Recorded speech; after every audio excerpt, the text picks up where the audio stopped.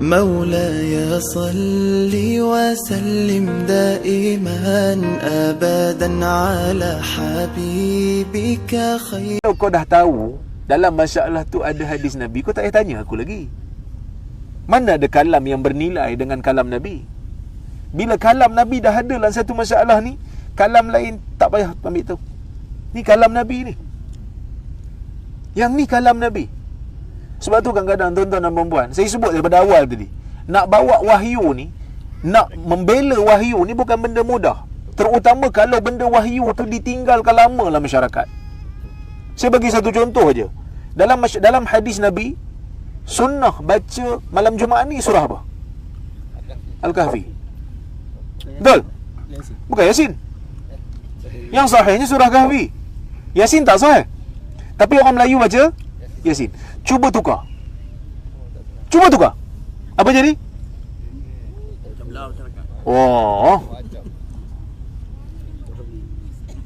Kadang-kadang orang kita bukan hanya sekadar tak nak buat sunnah, bahaya lagi benci sunnah. Lagi bahaya. Dia bukan sekadar tak nak buat tak apa, sebab benda ni sunat. Tapi jangan halang orang nak buat.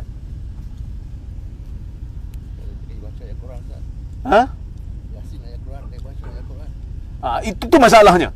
Kan dia kata Yasin Quran Ustaz. Dia bukan masalah Quran tu, nak baca Quran bila-bila boleh, tapi nak Yasin secara khusus tu mesti datang dalam dalil. Tiba-tiba kalau sebelum makan, Nabi baca apa sebelum makan? Bismillah. Kan? Kita pergi bantai Baqarah sebelum makan. Ya, pasal tak makan-makan ni? Belum lagi Baqarah kan banyak juzuk. Saya nak habiskan Baqarah ni. Pasal apa baca Baqarah? Baqarah kan Quran. Tapi pasal apa Baqarah? Al-Kawthar pun Quran juga. So dia bukan masalah nak baca Quran. Dia masalah mengkhususkan bacaan yang tertentu tu. Mesti datang daripada Nabi. Dan saya tuan-tuan kenalah juga sikit ujian Allah Ta'ala bagi. Sebab saya belajar hadis. Bila saya belajar hadis, kadang-kadang ada amalan orang yang tak ikut hadis. Orang baca sebelum makan, Bismillahirrahmanirrahim, Allahumma barik lana fima razaqtana wa qina azabannar. Hadisnya tak sahih. Yang sahihnya bismillah aja. Bismillahirrahmanirrahim atau bismillah.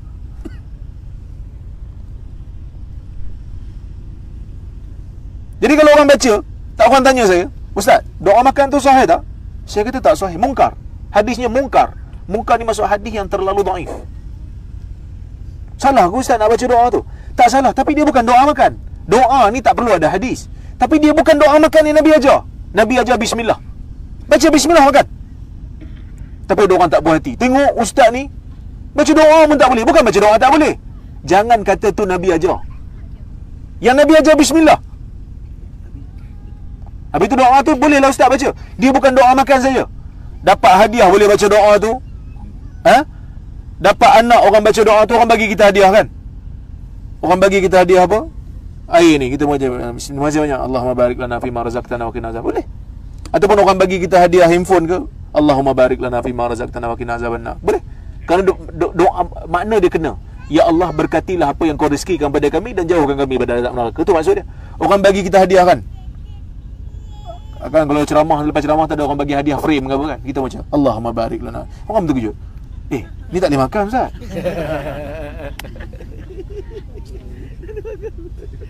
Ni tak boleh makan Ustaz. Ini frame Ustaz. Tapi yang tu kat luar je lah kan. Kat luar dia cakap tak boleh makan Ustaz, ni frame Ustaz. Dalam hati dia kata, Ustaz ni dah tua pun bodoh kan. Tapi sebenarnya maknanya kena. Dan ia bukan doa makan yang Nabi ajar, kerana tak sahih. Dan kenapa saya sebut benda tu? Saya sebut benda tu kerana amanah ilmu lah. Kerana saya tahu benda tu berat. Dan waktu saya belajar dulu, masa saya mula-mula masuk hadis, bidang hadis, saya bagi tahu kat seorang pakcik sembang-sembang macam ni, saya bagi tahu, pakcik, hadis tu palsu pakcik, hadis ni tak sah. Pakcik tu terkejut tengok saya. Dia kata, kau ni belajar apa? Saya belajar hadis. Di mana? Di Jordan. Kerajaan hantar saya belajar hadis. Dia kata, ni pakcik nak pesan satu benda. Nanti kau habis belajar nanti ni, kau mesti akan kena macam-macam. Dia kata, mesti akan kena. Orang mesti akan terkejut. Saya ingat lagi pesanan tu. Dan betul lah. Macam-macam saya kena. Saya nak ceramah dekat masjid universiti pun tak boleh. Sempat saya ajar. Saya mengajar kat universiti tu. Nak ceramah kat masjid universiti tu tak boleh. Pasal apa tak boleh? Dia ajar tu mengelirukan orang. Ini bayaran yang kita kena terima. Tapi saya puas hati. Kerana ada orang yang kadang-kadang takut nak cakap pun kena. Lebih baik macam saya, cakap aja. Kena pun puas hati. Kerana kita tak ada kepentingan apa. Saya tak ada kepentingan apa. Saya cakap apa yang Allah dan Nabi cakap, saya sampaikan. Tuan-tuan nak terima ke, tuan-tuan rasa nak tunggu dulu, tuan-tuan rasa tak puas hati, bukanlah tugas saya. Kerana kita kena ingat satu benda. Saya pesan, yang saya pesan dulu masa kat Madinah, bila kita dengar ustaz cakap, tak semestinya kita suka. Yang penting ustaz cakap benda yang Allah dan Nabi suka. Kerana apa yang ustaz suka belum tentu Allah dan Nabi suka. Nah, berapa ramai hari ni orang duk tak puas hati dengan ustaz. Berapa ramai hari ni ustaz yang jadi scammers, menipu duit orang. Kerana ustaz tak maksum, tuan-tuan dan puan-puan. Jadi kita dengar kalam ustaz, kita nilai ada tak di backup dengan kalam Allah dan Rasul. Kemudian Nabi kata, hati-hati kamu dengan perkara baru dalam agama. Perkara baru dalam agama ni bahaya sungguh. Kerana dia merosakkan agama. Yang merosakkan agama yang dibawa oleh Nabi Musa dan Isa adalah bid'ah dalam agama. Orang agama ubah. Maka Nabi marah kepada orang-orang agama yang mengubah. Sebab itu Nabi kata, al-ulama warasatul anbiya. Ulama pewaris Nabi. Ulama bukan pemberi syariat, dia hanya pewaris. Apa maksud waris? Waris terima daripada orang yang sebelumnya, lepas tu wariskan pula kepada orang selepasnya. Itu waris. Dia bukan pereka, dia bukan pensyariat. Ulama hanya pewaris. Apa yang Allah sebut, apa yang Nabi sebut, dia sampaikan kepada orang yang berikutnya. Saya tak boleh kata ini saya punya amalan, tuan-tuan. Ini saya punya. Yang Nabi punya macam ni. Siapa nak amal yang kita beli CD Siti Nurhaliza pun nak yang original? Betul tak? Kita beli barang, nak beli barang yang tiruan ke? Tak nak, kita nak yang original. Betul? Takkanlah agama tak nak yang original. Agama nak yang original kan nak yang palsu? Original. Mestilah nak original. Beli kaset pun nak original. Zaman tuan-tuan kaset lah kan? Zaman saya CD. Zaman budak-budak ni semua YouTube je. Kan? Mesti nak yang original. Kerana yang original tu lah yang menjamin agama. Tapi ustaz, benda baik ustaz, benda baik. Kalau benda baik mewajarkan semua perkara dalam agama, tak ada bid'ah dalam agama. Kerana semua orang buat bid'ah dalam agama ni nak benda baik. Tanya Syiah. Syiah sesat tak, tuan-tuan? Tuan-tuan perempuan, Syiah sesat tak? Sesat. Tapi you tanya Syiah, masa dia buat bid'ah tu, dia nak masuk syurga ke neraka? Dia nak syurga. Dia pergi laung-laung Ali-Ali, dia pergi seru Husin, dia nak syurga. Tapi kita, menurut akidah kita, dia sesat. Bid'ah dia. Jadi jangan hanya berpada dengan niat yang baik. Dia mesti ikut cara Nabi. Hati-hati kamu dengan perkara baru dalam agama, Nabi kata. Kerana semua perkara baru dalam agama itu bid'ah. Dan semua bid'ah itu sesat, Nabi kata. Sesat ni maksud tak membawa ke jalan yang betul lah. Tak bawa ke syurga lah. Dia tak bawa ke syurga, dia bawa ke tempat lain. Kita nak pergi ke Johor Bahru, ikut signboard Kalau Star, memang tak sampai lah.